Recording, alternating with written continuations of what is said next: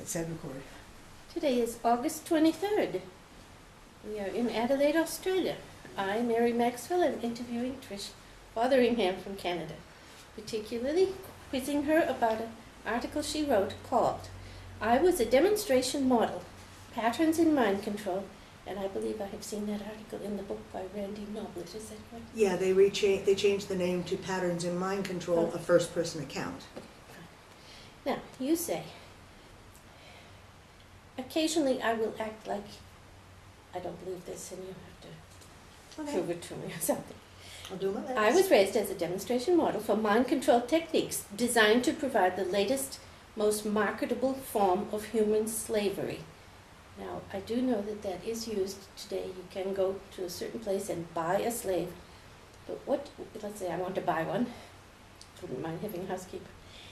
I buy one, and how do I know what I'm getting? Like, how controlled is she so she won't escape and report me to the police? And also, am I obliged to keep up the sort of, well, not whipping her, but whatever it is they do so she stays in position and doesn't let her mind wander out to normalcy? Okay, I can only speak so much on what's available today, and I think it depends on whether it's just somebody that's older and gets kidnapped or taken away and used as a slave. They would probably have to do a certain amount to keep them in line, I would think. But if it was like I experienced, the mind control where it's trained into you from your where you're little, and there's alters that behave certain ways based on their trainings. My understanding is that they actually buy the technique to use, and they may buy the child too to use it on, but they buy the actual technique to know how to do it on their own, and then thereafter they can do it. That's terrible, because once they have that technique, they could use it on 100 people. Or 1,000 or 1,000,000. Yeah, right. Now back to the prostitutes or the persons who are kidnapped, maybe as older, like 13 and up. There's a filmmaker in Melbourne named Dee McLaughlin. I can't think of the name of her film, but she sort of did a movie about human trafficking and prostitution. And I bet she doesn't know that some of these girls run away, or a person tries to help them escape. And sooner or later they're back in again. And that has been attributed to something like just battered wife syndrome, like the girl is of that nature that she has to, succumb to the boss. But probably it's got more to do with.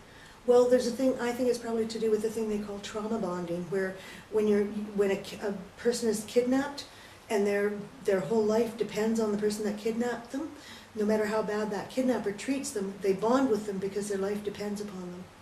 And so I think that's the same. Maybe that is the same thing that goes on in. I think it's very similar to what goes on in battered wife syndrome, yeah. Now I'll read you this. My alters, that is the little people in you that have different personalities, were trained for a variety of uses. I was rented as a child sex slave and for child pornography and snuff films. I don't really want to get into yucky stuff here, but did you ever remember now to being part of a snuff film? Yeah. At the time, I didn't know they were films. The alter that was in them thought they were real life. It wasn't until further in some ways into therapy that me and those alters understood they were actually movies. Movies, but I thought the children were killed in the movies. Yeah, but we didn't know. I didn't know I was trained from the time I was really tiny to not see the cameras.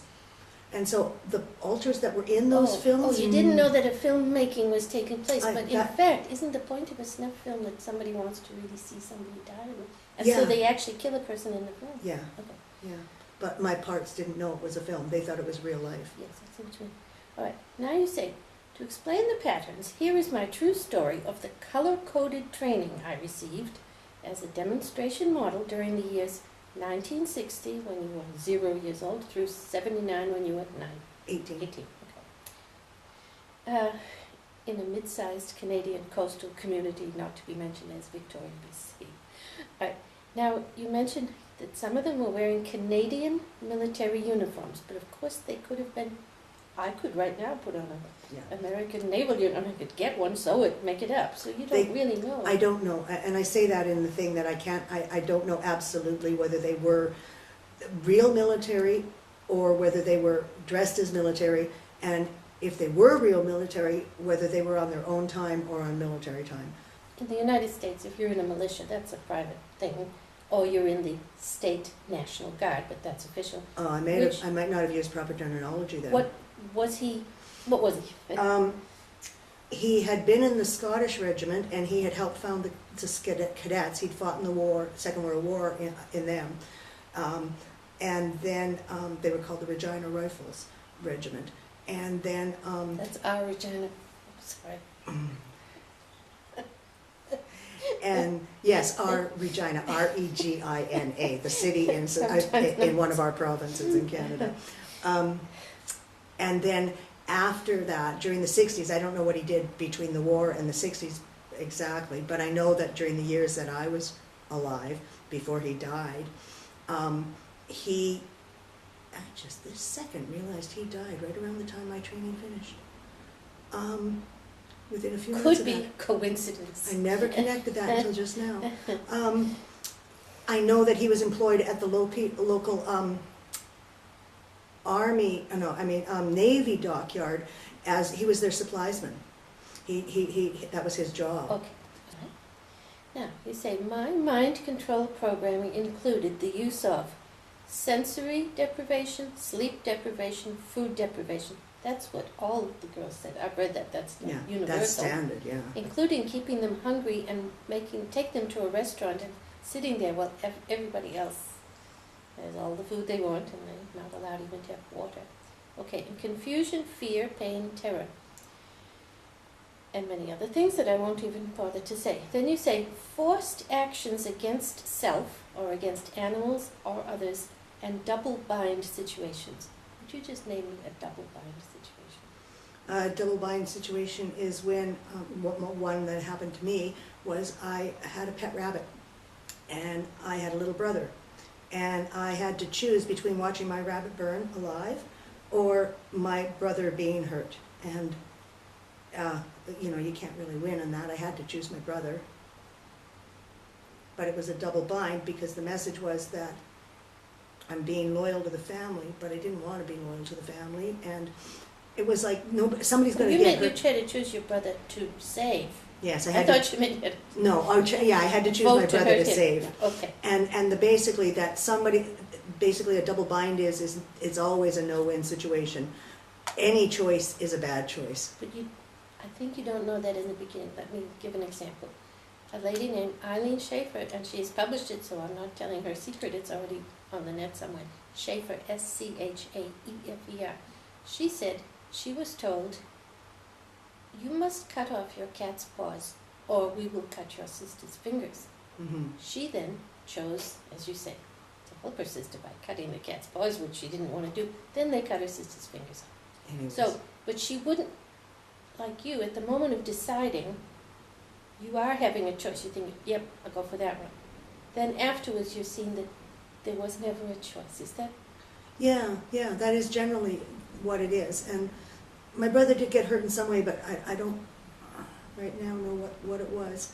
But it was something. Two things I loved, and one of them had to get hurt. All right, and the result later is that when it comes time to make a choice of anything that you can't decide.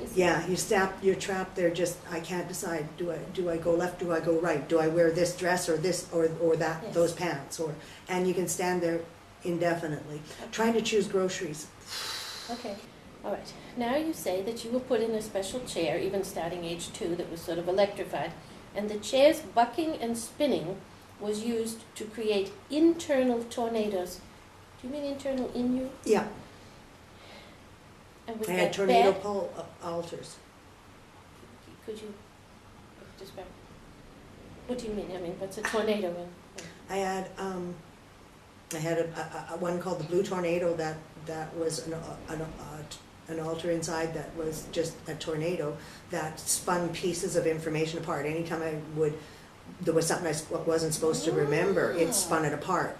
I had brown dust balls that were like tornadoes. They were like dust ball whirlwinds, like in the prairies type lands and stuff, like you would see in the Wizard of Oz movie.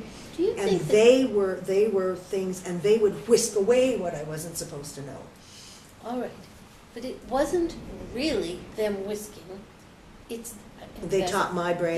They're, yes, they're saying, here's what happens. If a tornado comes with the dust, it will take that away. Yeah. But I wonder, is that sufficient to take it away? Or, I mean, it's you controlling it inside, right? You're saying, make that thing go away now because this is the moment it should go. Yeah, but they do it when you're little. They put this stuff in when I was so little, at the age when you absolutely believe what you're told. And you don't know how to distinguish fact from fantasy. Yeah. And so when they told me that they created an internal world, okay, now you've put a tree in there. Okay, now we want the blue tornado that will whisk, that will keep the pieces separate and never let them go together again. And that part lives in there and does that. That's what they do. And they tell you how to put it. They just say, put that inside you. And somehow you do it. But 2 years later, when they found out that you inadvertently picked up some tricky information they don't want you to have, would they say, it's blue tornado time, or would they put you back into this machine with a helmet, or? It would depend on whether they felt that, like, they would probably try first to do whatever the trigger was for keep the pieces separate. That blue tornado needs to keep things apart. Just the words, just saying it to you. Blue Yeah. tornado time. Whatever the words were Well, for I that mean, yes, particular, yes, yeah. yes. And if that didn't seem to sufficiently work, then they would probably add more to the programming and put me through it again, possibly in a more unpleasant, more traumatic way to make it stick better.